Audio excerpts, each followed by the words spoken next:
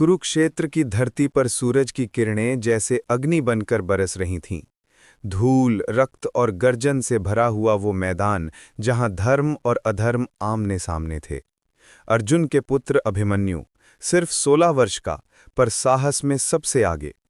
वो जानता था कि चक्रव्यूह में प्रवेश करने की विद्या उसने माता सुभद्रा के गर्भ में ही सुनी थी, लेकिन बाहर निकलने की विधि वो अधूरी रह गई थी, क्योंकि माता सो गई थीं।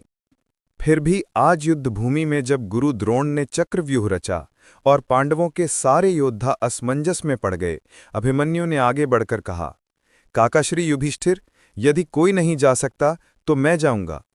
भीम ने रोका, नकुल सहदेव ने मनाया, पर अभिमन्यु की आंखों में केवल कर्तव्य की ज्वाला थी।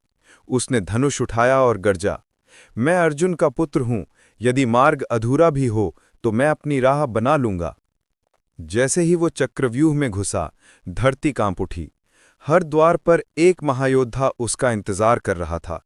जयद्रथ, कर्ण, द्रोण, कृपाचार्य, अश्वत्थामा।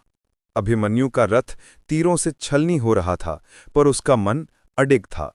उसकी गति इतनी तीव्र थी कि योद्धा केवल धुंधले साए देखते थे।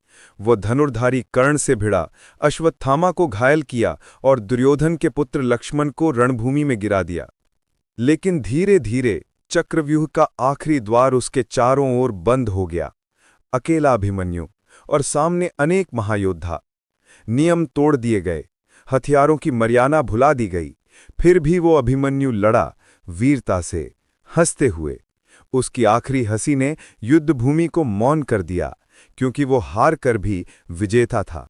रात के सन्नाटे में जब अर्जुन लौटा और अपने पुत्र का रथ टूटा देखा, उसने आकाश की ओर देखा और कहा, तुमने युद्ध को अर्थ दिया है पुत्र। अब ये अर्जुन नहीं, एक पिता लड़ेगा। उस दिन से चक्रव्यूह का अर्थ सिर्फ एक रणनीति नहीं, बल्कि बलिदान की पराकाष्ठा बन गया। क्योंकि साहस ज्ञान से बड़ा होता है।